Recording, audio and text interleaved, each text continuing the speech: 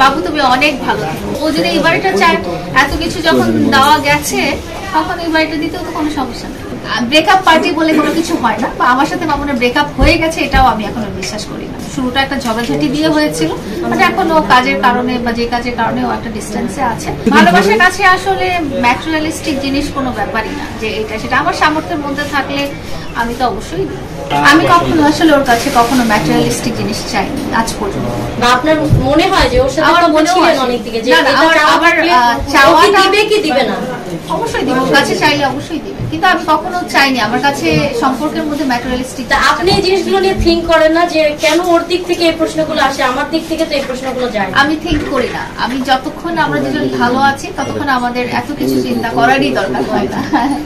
বলতে গেলে অলমোস্ট দিনের বেশিরভাগটা টাইম একসাথেই থেকেছি। আপনারা তো জানেন, আপনাদেরকে আগেও শেয়ার করেছি যে ফিজিক্যাল প্রেজেন্সটা ছাড়া আমরা যখন কাজের বাইরে যাই বা ও কাজের বাইরে যাই, আমরা দেখা গেছে যে আমরা একটা ভিডিও কলে আছি সবসময়, যে জিনিসটা এখন হচ্ছে না। তো ইভেন আপনার যদি একটা বিড়াল পুষেন বা পাখি পুষেন, তার জন্য আপনার মন খারাপ লাগবে, আর সে তো আমার মানে লাইফের একটা ইম্পর্টেন্ট পার্সন এখনো, তো অবশ্যই তো খারাপ লাগে। মামুন চলে গিয়েছে সেটা আমি বলছি না, আমি বলছি যে ও একটা ডিস্টেন্সে আছে। শুরুটা একটা ঝগড়াঝাটি দিয়ে হয়েছিল, বাট এখন ও কাজের কারণে বা যে কাজের কারণে ও একটা ডিস্টেন্সে আছে। এখনো আমার মনে হয় না যে ওই রকম ভাবে নেগেটিভ কিছু বলার মতো, বা মামুনকে ছেড়ে আমার আরেকজনের কাছে চলে যেতে হবে, বা মামুন আরেকজনের কাছে চলে গেছেও, এটা আমি আই ডোন্ট বিলিভ। এখানে ব্যর্থতা বলে কিছু নাই। এখানে শুরুটা একরকম হয়েছিল, এখন আরেক রকম চলছে, ফিউচারে কি হবে। এখানে ব্যর্থতার তো কোনো কারণ নাই, কারোরই ব্যর্থতা না এটা। এখানে এটা ওরই বাসা। আপনারা যখন এর আগে এসেছিলেন বলছিলেন লায়লাপার বাসায় এসেছি, তো এটা আমি বলেছি এটা তো কখনো আমার বাসা না, এটা আমাদের বাসা। সো এটা ও যখন ইচ্ছা তখন আসতে পারে। ও কালকেও এসেছিল।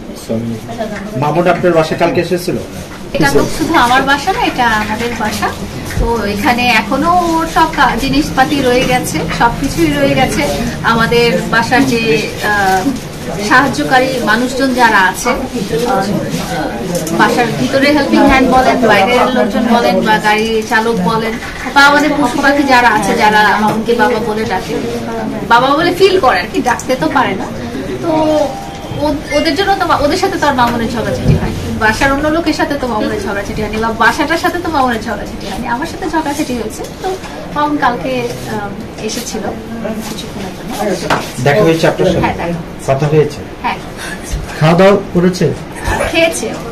আপনি খাইয়ে দিয়েছেন না তিনি নিজেই খেয়েছেন? নিজেই খেয়েছেন, এটা ওনারও বাসা, তো উনি নিজেটা নিজেই খেয়েছেন। ধন্যবাদ।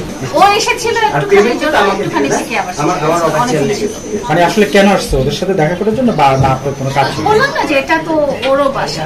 তো হ্যাঁ, ডেফিনেটলি ওর পাখি, কবুতর বেডরুমে আপনারা দেখেছেন, বা কুকুর দেখেছেন, বা কাজের লোকজন যারা ছিল তাদের সাথে ও তো একটা বাসার কর্তা। মানে কি, বাসাটা তো শুধু আমি একা চালিয়েছি সেরকম না, তারও তো সমান বা আরো বেশি কন্ট্রিবিউশন ছিল, তো তারও একটা টান আছে।